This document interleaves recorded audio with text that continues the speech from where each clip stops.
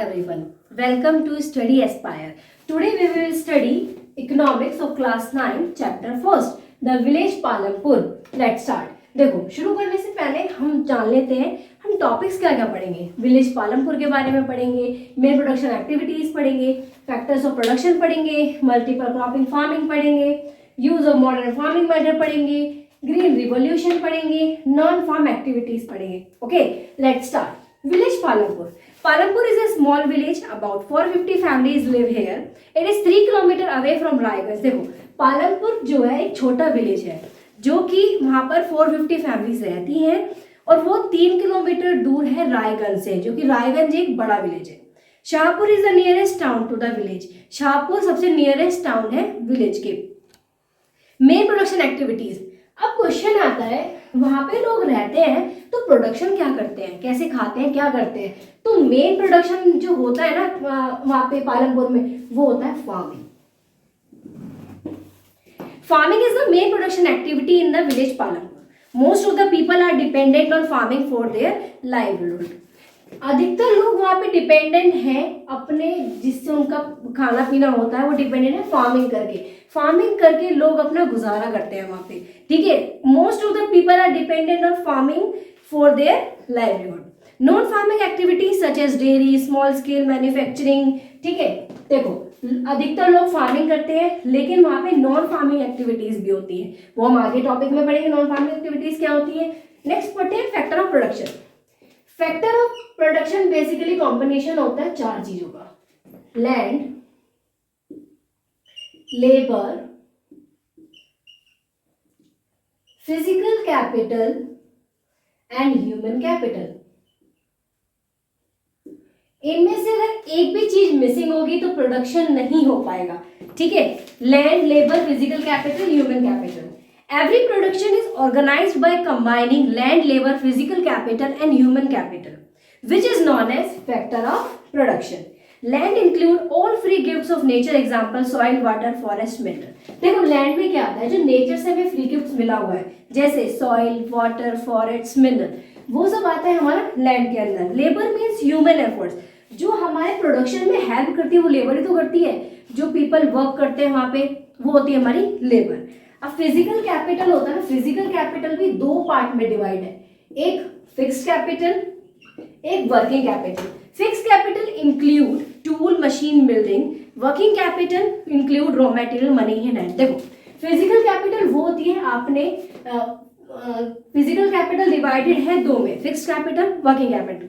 Fix capital वो होती है जो हमने एक बार खर्चा कर लिया, जैसे आपने एक बार बिल्डिंग खरीद ली, एक बार आपने मशीनरी खरीद ली, आप उसी को बार बार प्रोडक्शन करते हो. ऐसा नहीं है आप आज कोई प्रोडक्शन कर रहे हो कल कोई और सा करोगे. ठीक है, आप एक बार ही उस मशीन को खरीद लोगे, बार बार उसी से प्रोडक्शन लोगे. ठीक है, वर्किंग कैपिटल वो होती है अब ऐसा नहीं है आपने एक बार खर्चा कर लिया, आपके पूरे साल जो आप खर्चा करोगे वो दोबारा खर्चा नहीं आएगा. कुछ चीज़ें जरूरत पड़ती हैं आपको कि प्रोडक्शन के टाइम पे जरूरत होती है. जैसे आप क्लोथ का प्रोडक्शन कर रहे हो तो वहाँ पे आपको बीच में थ्रेड चाहिए, बाबा अलग अलग कलर का, बहुत सारी चीज़ें होती हैं जो आपको काम के बीच में भी चाहिए होता है.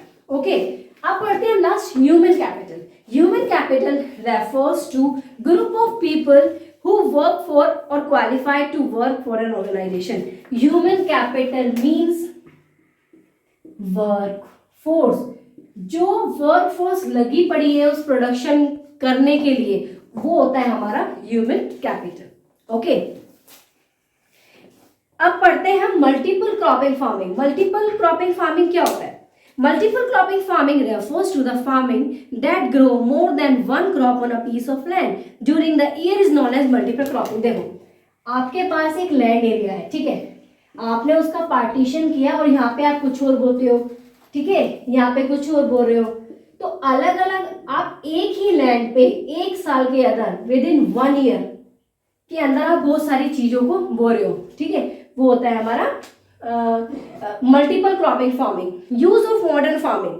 These are the farming practices which are featured by large man power, capital input and extensive use of equipment like winnowing machine, threshers and harvester. Modern farming method वो होता है बेटे जो आप इस टाइम पे इतनी नई टेक्नोलॉजी का यूज कर रहे हो, ठीक है। आप फार्मिंग करने के लिए इतने ट्रैक्टर्स यूज कर रहे हो, इतनी सारी मशीन्स यूज कर रहे हो।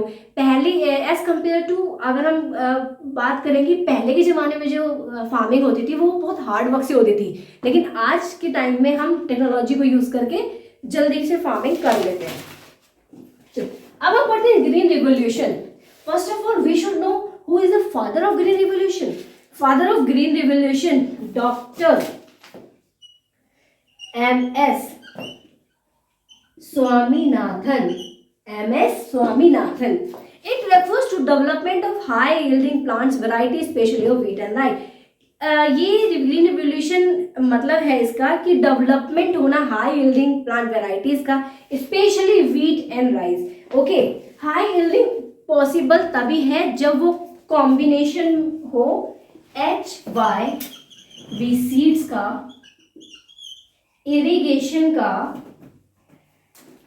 केमिकल फर्टिलाइजर्स का and pesticide etcetera. Okay, high yielding तभी पॉसिबल है तब हमारे पास इन सब का कॉम्बिनेशन हो। किस किस का? HYV seed, irrigation, chemical fertilisation, pesticide etcetera.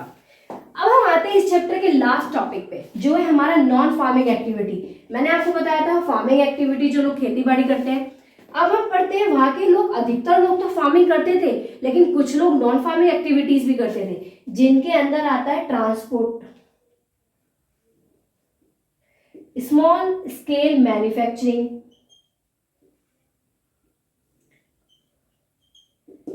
Shopkeeping, dairy. जो छोटा मोटा काम लोग घर में खोल लेते हैं ना, जैसे छोटी सी डेयरी खोल ली, थोड़ा बहुत ट्रांसपोर्टेशन का काम किया, छोटी सी कोई शॉप खोल ली, ठीक है, ये सब आता है हमारा non farming activity. I hope आपको सारा पूरा चैप्टर समझ में आया हो।